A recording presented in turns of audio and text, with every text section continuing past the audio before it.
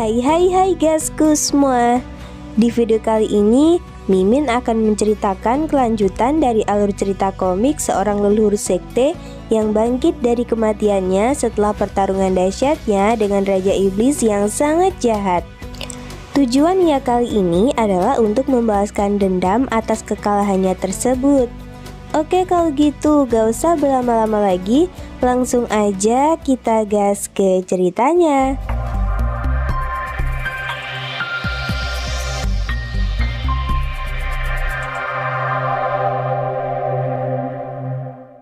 Keesokan harinya, di dalam penginapan, Jeonma terlihat sedang bermeditasi. Ia berniat buat memurniin energi internal milik necromancer yang telah didapatkan. Tapi ternyata keinginan Jeonma itu tidak dapat diwujudkan dengan mudah. Ia terlebih dahulu harus mengubah jenis energi tersebut supaya bisa diterima oleh tubuh manusia. Dengan menggunakan Transformed Internal Pearl, Jeonma akhirnya udah berhasil memurnikan energi internal itu. Kemudian, Jeonma pun berniat untuk menyerap energi tersebut agar ia bisa mendapatkan 7 lingkaran energi. Namun ternyata Jeonma masih saja gagal dalam tahap ini. Hal itu terjadi karena tubuh Lihan tidak sanggup untuk menyerap semua energinya sekaligus. Tubuh Lihan ternyata hanya mampu menampung 4 lingkaran energi saja. Karena jumlah awalnya 1,5 lingkaran, Jeonma hanya bisa menambahkan 2,5 lingkaran energi lagi. Tapi ia bingung dengan 4 lingkaran energi yang masih tersisa, mengingat ia tidak akan dapat menahan energi itu selamanya. Karena gak punya pilihan lain, Jeonma pun akhirnya menyerap energi itu meskipun hanya setengahnya.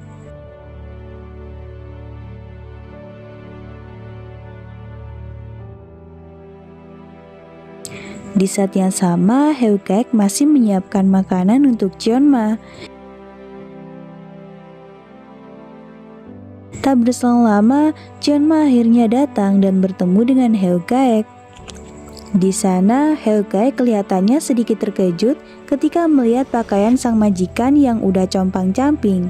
Tapi Jeonma menyuruhnya untuk tidak memperdulikan apa yang terjadi dan segera melahap makanannya.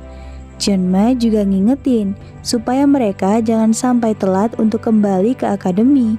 Singkatnya, mereka pun telah selesai menghabiskan semua makanan yang ada di meja. Jeonma pun memuji masakan dengan saus spesial yang diberikan Hyeokgaek. Karena itu, Hyeokgaek kemudian memberikan sebuah hidangan penutup sebagai pelengkapnya. Di sisi lain, Jeonma juga ingin menunjukkan sebuah batu item yang ia dapat dari penaklukan Dogeon kemarin. Melihat batu itu, ternyata membuat Hyeokgaek sangat terkejut nih. Ia mengetahui kalau batu itu adalah batu obsidian yang sangat langka di Gangho dan sangat sulit untuk didapatkan meskipun ia punya uang yang sangat banyak. Jeonma berkata kalau Hyeokgaek boleh mengambilnya atau membuangnya jika ia tidak mau.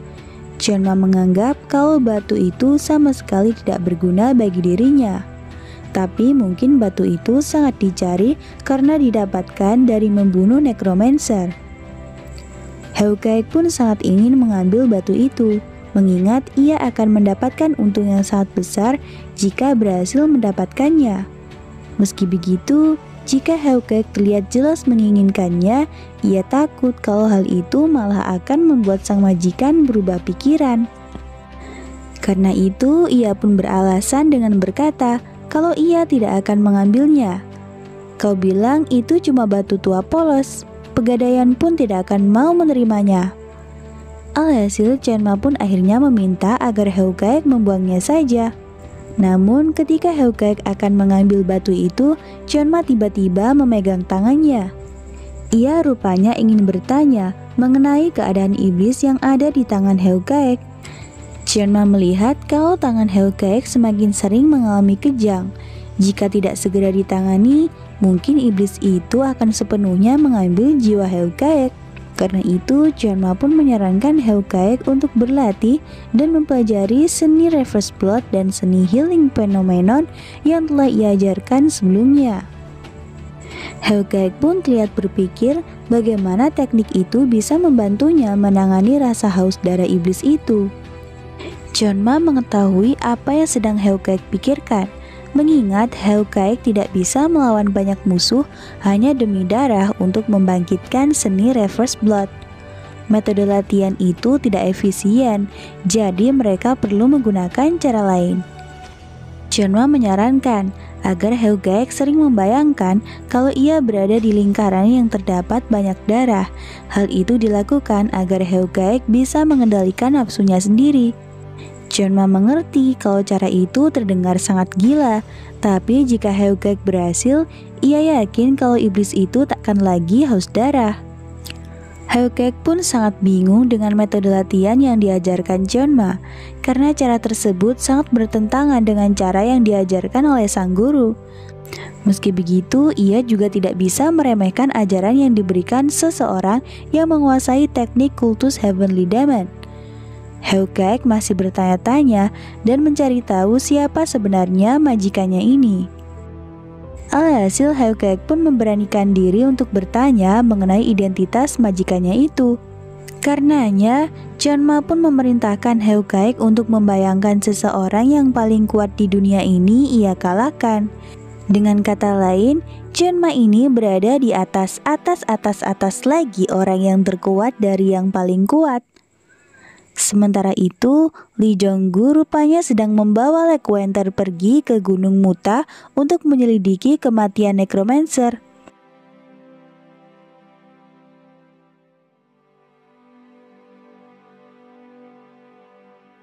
Kali ini kita pun melihat Jeonbi dan para anggotanya yang lain tengah berada di lantai 14 reruntuhan misterius.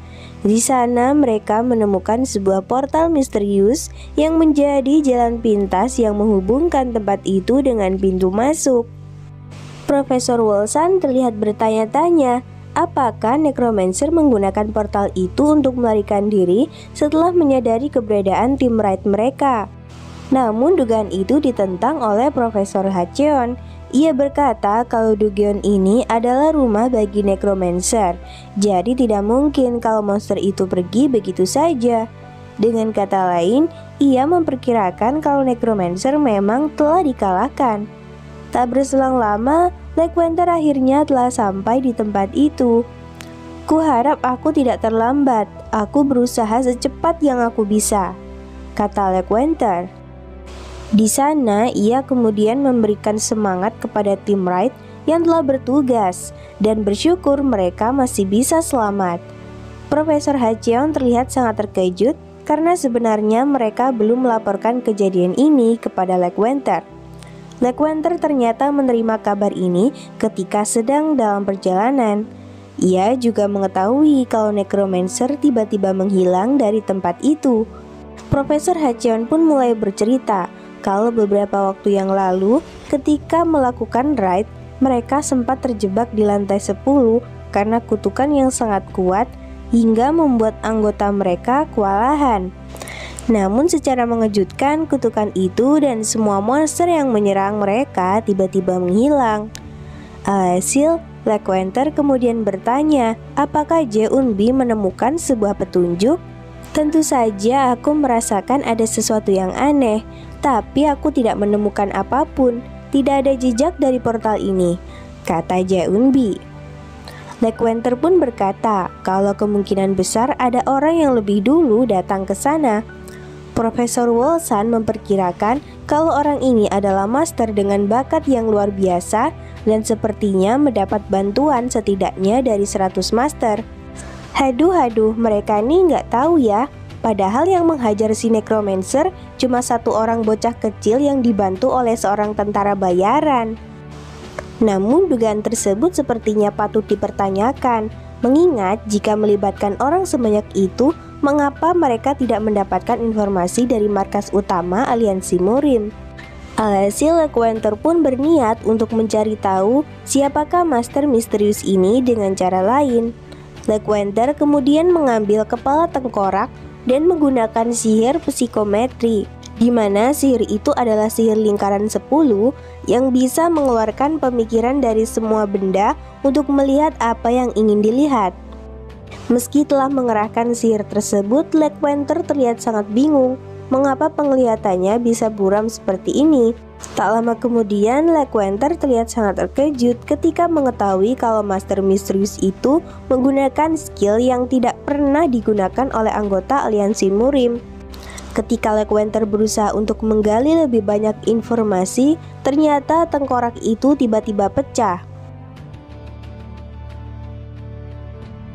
Sontak hal tersebut membuat Jeonbi dan para profesor menjadi sangat terkejut. Karena itu, Jeonbi pun bertanya mengenai kekuatan ganas yang baru saja mereka lihat.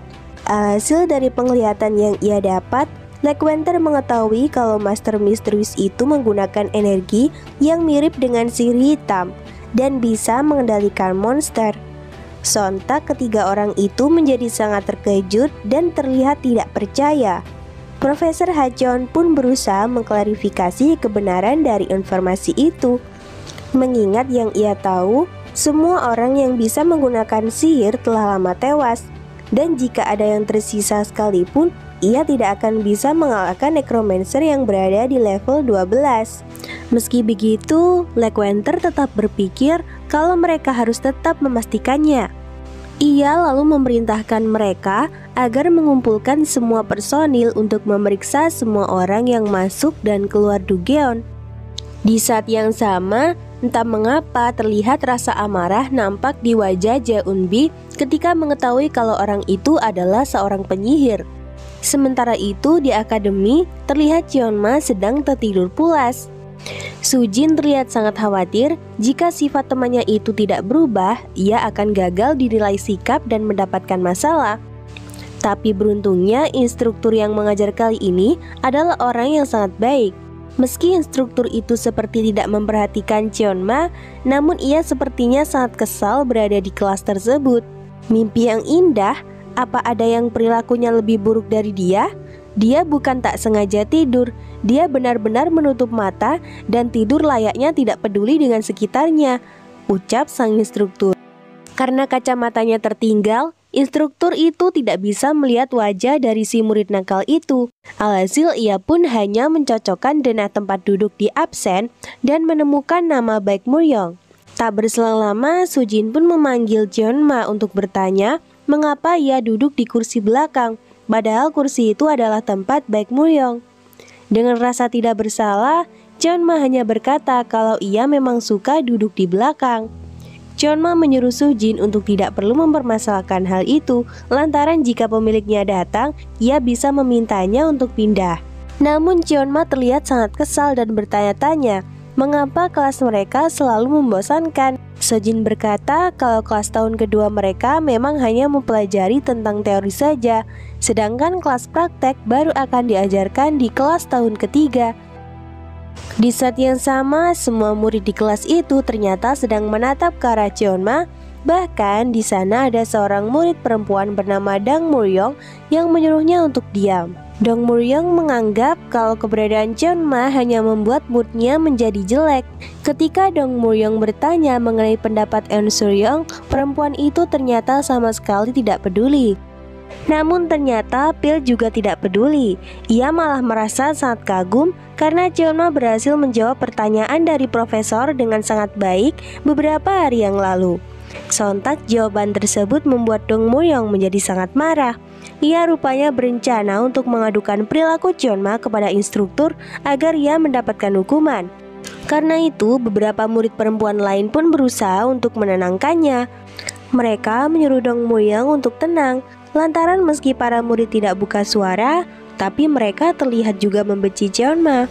Ia ternyata juga mengetahui kalau para murid laki-laki telah mempersiapkan rencana untuk memberikan pelajaran kepada Jeonma. Singkat cerita, Jeonma pun akhirnya memutuskan untuk kembali ke bangkunya agar tidak terjadi keributan lagi. Tak berselang lama, seorang instruktur jam kedua akhirnya telah datang ke kelas itu. Jeonma rupanya masih tampak terlihat bosan. Jeonma berkata kalau ia sudah hafal dengan semua pelajaran kali ini. Di saat yang sama, instruktur itu mulai memperkenalkan dirinya dengan nama Elisa. Dan ia adalah guru manalogi yang akan mengajar di kelas mereka. Jeonma terlihat nampak tertarik dengan wanita itu. Ia mulai mencocokkan wajahnya dengan wajah wanita bermata biru yang ia lihat di ingatan Lihan. Namun ia tidak menemukan kemiripan pada wanita itu. Sojin berkata kalau instruktur mereka adalah seorang elit, di mana jenis manusia ini muncul setelah orang mulai menggunakan seni bela diri dan keturunan tersebut lahir dari orang tua yang memiliki seni bela diri sempurna. Sojin bercerita kalau dahulu para elit ini dibenci oleh manusia biasa, namun sejak terjadi pertarungan dahsyat dengan para monster 140 tahun yang lalu, para elit ini diam-diam hidup dan memainkan peranan penting dalam membasmi monster. Mereka punya bakat yang luar biasa menggunakan energi suci.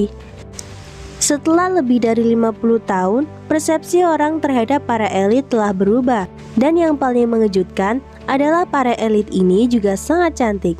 Jeonma pun mengingat kembali masa lalunya. Saat itu memang orang-orang yang memiliki mata berwarna adalah objek penghinaan. Tapi sekarang mereka adalah objek dari rasa iri. Di sisi lain, Jeonma ternyata juga merindukan jiwa Lihan. Saat anak itu berada di sana, Jeonma bisa menggali ingatannya lagi untuk melihat semua yang ia ketahui. Namun setelah melawan Necromancer, sepertinya jiwa Lihan telah menghilang sepenuhnya. Anak itu telah menyelamatkan Jeonma, dan sejak saat itu kelulusan dan indera Jeonma menjadi semakin tajam. Elisa lalu menyuruh para murid untuk tidak perlu membuka buku mereka, karena pada kelas kali ini ia akan menggunakan cara lain untuk mengajar. Di sana Elisa menunjukkan beberapa benda berkilau dan bertanya kepada para murid mengenai benda apakah itu. Sontak Seo Moon-young pun mengangkat tangannya dan berniat untuk menjawab pertanyaan sang instruktur.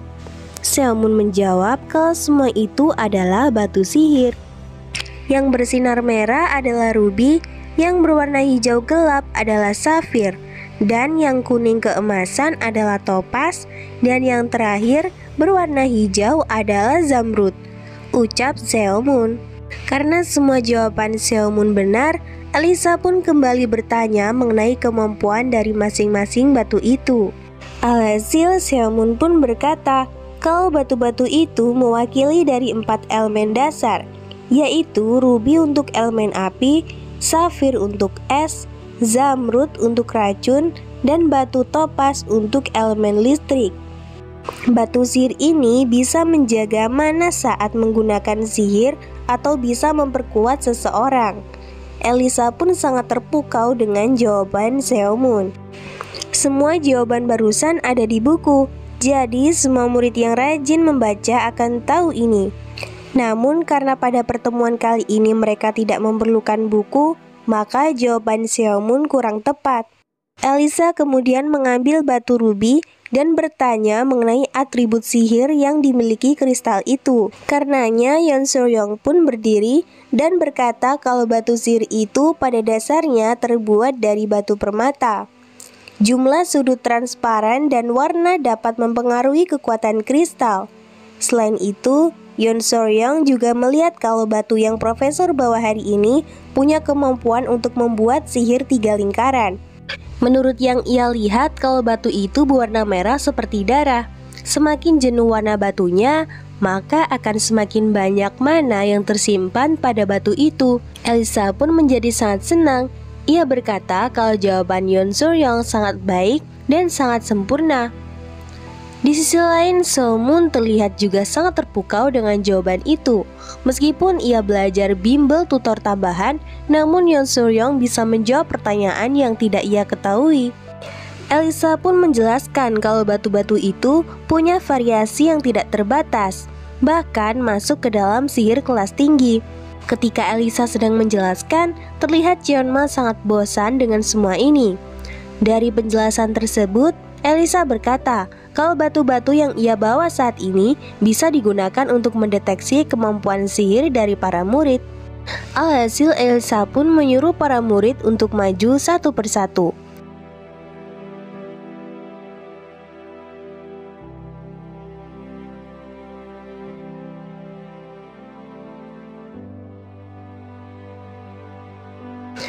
Di saat yang sama, Nam Gong-hu terlihat sedang menjadi pusat perhatian bagi para murid. Mereka sangat tertarik dengan cerita Nam Gong-hu yang telah berhasil mengalahkan Du Geon dan bertemu dengan pendekar pedang Jeonbi. Kendati demikian, Nam Gong-hu malah memalingkan pandangannya ke arah Heo Gaek.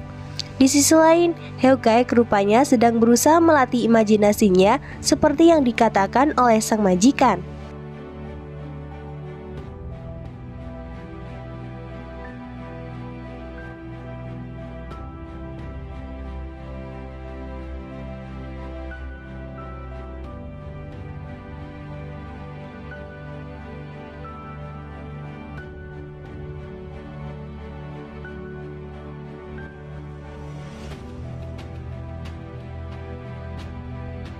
Akan tetapi, ia tiba-tiba dikejutkan dengan kedatangan Nam Gong-hu.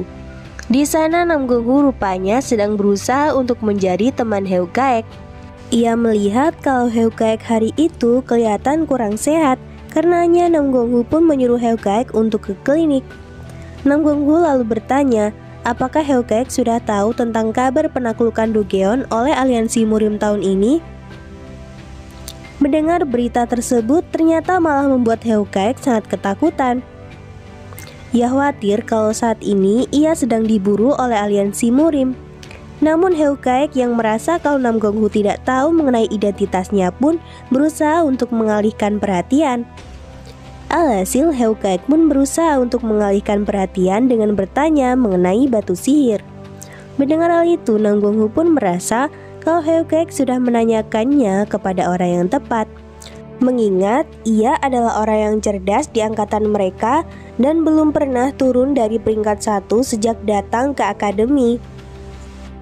Namun Heo Gaek rupanya tidak berani menunjukkan batu itu di sana lantaran menganggap kalau terlalu banyak orang. Alhasil, Nam Gong-hu pun mengajak Heo Gaek untuk ikut dengannya. Sementara itu, di gedung utama Akademi Jeonmu, terlihat Lekwenter sedang bermeditasi untuk mencari tahu identitas Master Misterius. Di sana, Lekwenter pun melihat kalau orang itu menggunakan seni demonik yang memiliki kemiripan dengan ciri hitam, tapi punya esensi yang sangat berbeda. Tak hanya itu, Lekwenter terlihat sangat tidak percaya dengan sihir hitam yang berhasil ditundukkan oleh Master Misterius itu.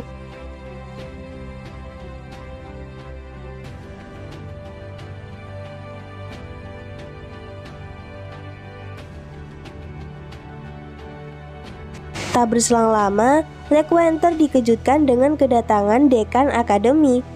Rupanya tujuan sang dekan datang ke tempat itu untuk menyerahkan dokumen penyelidikan yang diminta oleh Lekwenter. Alhasil Lekwenter pun kemudian melemparkan semua dokumen itu dan membacanya satu persatu. Di sana, ia menemukan informasi kalau Heo Gaek sudah membeli peta Du Geon dari toko peta sejarah. Meski begitu, sang dekan berkata kalau menurut master yang bertugas di tahun keempat mengatakan bahwa Heo Gaek tidak terlalu berbakat. Meski anak itu memiliki skill yang sempurna, namun untuk mengalahkan Necromancer sepertinya sangat tidak masuk akal. Meski begitu, Lekwenter tetap curiga dengan Heo Gaek. Ia beranggapan kalau kemungkinan anak itu sedang menyembunyikan kekuatannya. Alhasil, sang dekan pun bertanya apakah yang harus mereka lakukan terhadap Heo Gaek, mengingat jika mereka tidak menghiraukan prestasinya, kultus demonik pasti akan marah. Meski begitu, mereka harus tetap memverifikasi kemampuan Heo Gaek terlebih dahulu. Lekwenter pun ingat kalau akademi mereka mempunyai lokasi ujian dan berburu untuk para murid. Ujian itu untuk menguji tiap kelas yang akan pergi ke lokasi ujian dan berburu monster, kata sang dekan. Lekwenter pun berencana menggunakan habitat Wyvern untuk mengetahui seberapa kuat Heo Gaek. Tapi sang dekan terlihat bingung.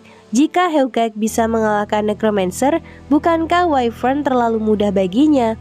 Kendati demikian, rupanya Lekwenter berniat untuk menguji kemampuan Heo Gaek dengan melihat seberapa banyak ia dapat membunuh monster-monster itu. Di sisi lain, Elisa menjelaskan kepada para murid bahwa untuk menggunakan batu sihir itu mereka hanya perlu menyentuhnya.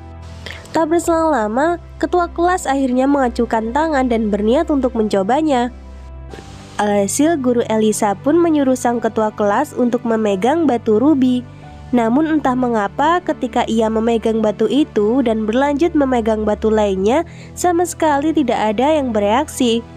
Karena itu Elisa pun menyuruhnya untuk berlatih meningkatkan kemampuan dan tidak perlu berkecil hati. Di saat yang sama, Jeonma entah mengapa terlihat sangat tertarik pada pelajaran kali ini. Di sisi lain, terlihat seorang murid berhasil mengaktifkan sihir yang bekerja pada batu topas. Dengan kata lain, murid itu berarti memiliki sihir petir yang bisa dilatih.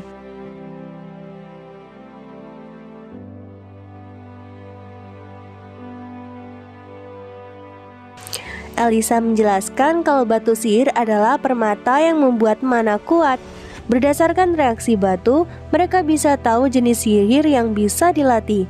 Tapi meskipun tidak bereaksi, mereka masih memiliki kemungkinan tetap bisa berlatih sihir. Karena ini hanya untuk mengetahui atribut sihir apa yang mereka bisa latih dan agar bisa berkembang dengan cepat. Ketika ketua kelas kembali dan bertanya, apakah itu artinya ia tidak punya bakat dengan sihir? Elisa malah membenarkan hal itu. Namun ia menyuruh mereka untuk tidak perlu kecewa, mengingat hanya ada 1 dari 10 murid yang mendapatkan reaksi dari batu sihir. Maka dari itu, mendapatkan reaksi dari batu sihir bukan berarti mereka bisa menggunakan sihir dengan bebas. Karena jenis sihir yang dimiliki mana mereka dan kemampuan pengguna sihir adalah 2 hal yang sangat berbeda. Kemudian Elisa pun menyuruh para murid untuk menguji mana mereka masing-masing. Namun ternyata beberapa murid di kelas itu juga tidak mempunyai bakat sihir. Ketika Phil mencobanya, ternyata ada 3 batu yang bersinar secara bersamaan. Elisa terlihat sangat senang dan berkata kalau Phil memiliki bakat dalam menggunakan sihir. Elisa berkata kalau sekolah mereka hanya punya 3 orang berbakat seperti dirinya. Di sisi lain, Seomun ternyata memiliki bakat sihir petir. Ketika Ensuryong mencoba memegang batu safir, ternyata batu itu bereaksi dengan sangat terang dan malah membuatnya takut.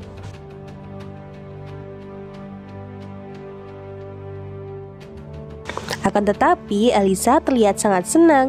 Ia berkata kalau Ensuryong memiliki bakat dual class, di mana orang yang memiliki bakat ini bisa unggul dalam seni bela diri dan sihir mereka. Karena itu, Elisa pun menyuruh Ensuryong untuk menemuinya setelah kelas ini berakhir. Di sisi lain, Jeonma sangat percaya diri. Ia mengetahui kalau penyebab batu-batu itu tidak bereaksi karena para murid hanya membiarkan batu-batu tersebut menyerap energi internal mereka. Sebenarnya, cara terbaik agar batu itu bereaksi adalah dengan mengalirkan energi internal mereka secara langsung. Namun ketika Jeonma mencoba memegang batu rubi, ternyata batu itu tidak bereaksi. Karena itu Elisa pun menyuruhnya untuk lanjut memegang batu lainnya. Sontak beberapa murid pun terlihat sangat senang dan menertawai Jeonma yang mereka anggap tidak bisa menguasai apapun. Karena itu Jeonma akhirnya meningkatkan aliran energi internalnya hingga 10%. Alhasil aura kegelapan pada tubuh Jeonma tiba-tiba keluar dan mengejutkan semua orang.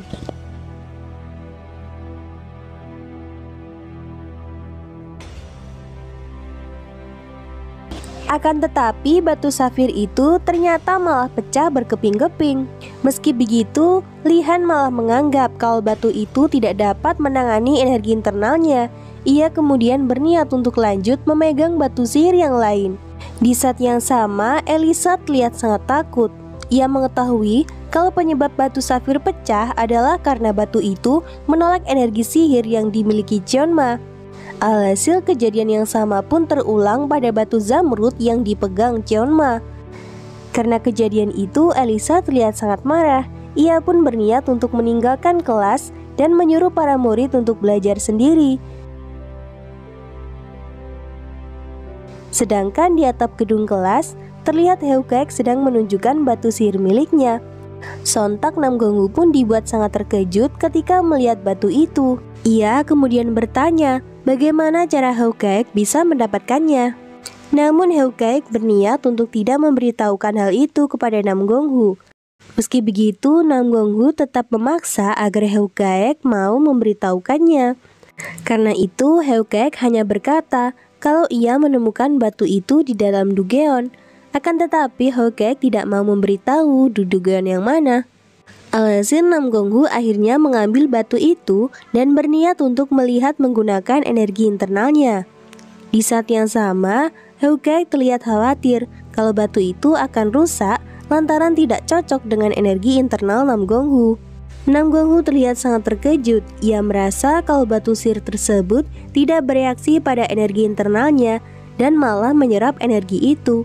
Di sana Nam Gong-hu pun berkata kalau batu sihir itu sangatlah berharga. Nam Gong-hu berkata kalau ia tidak pernah menemukan batu sihir semacam ini. Dengan kata lain, batu itu bisa dikatakan sangatlah langka.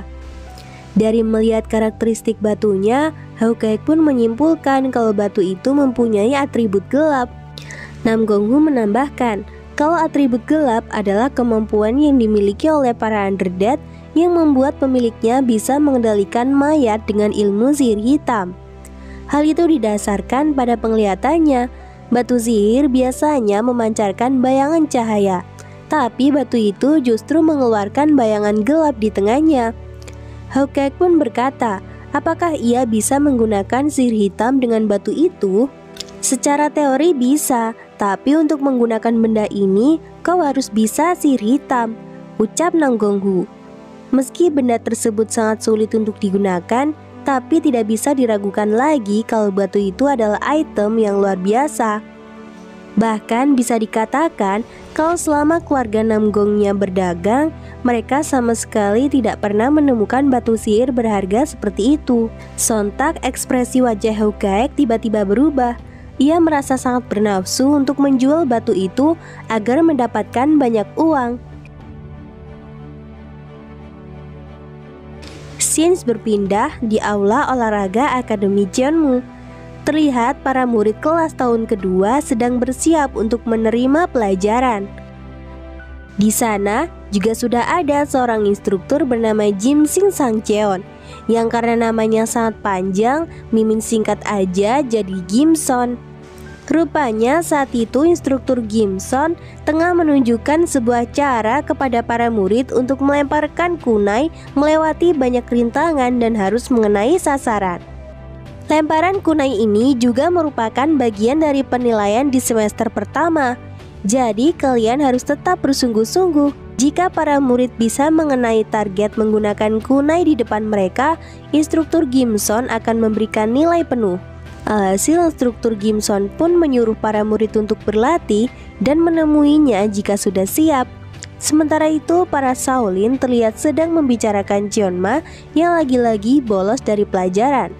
Ketua kelas pun terlihat sangat marah dan menganggap kalau Jeonma sudah melewati batas. Namun seorang dari mereka mendapatkan informasi kalau Jeonma sudah mengalahkan Baek Muryong. Meski begitu, sang ketua kelas masih tidak percaya. Ia menganggap kalau Jeonma bisa masuk ke akademi itu karena orang tuanya adalah seorang pengusaha dan bukan karena kemampuannya sendiri.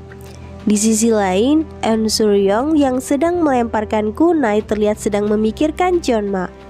Rupanya nenek Eun Suryong ini telah memerintahkan cucunya untuk tetap mengawasi Jeonma. Ternyata di suatu malam Eun Suryong sedang bertemu dengan sang nenek. Di sana ia mendapatkan informasi kalau invasi monster 140 tahun yang lalu dihentikan oleh mereka yang menggunakan kekuatan kegelapan dan berasal dari kultus Heavenly Demon. Namun Eun Suryong masih tidak menerima kalau ada manusia yang bisa menggunakan kemampuan semacam itu. Kendati demikian, nenek Eun Suryong tetap menyuruh cucunya itu untuk tetap mengawasi Jeonma. Nah, di sini kita pun mengetahui kalau nenek Eun Suryong ini adalah mantan jenderal Liga Murim, yakni Jagal Yojin.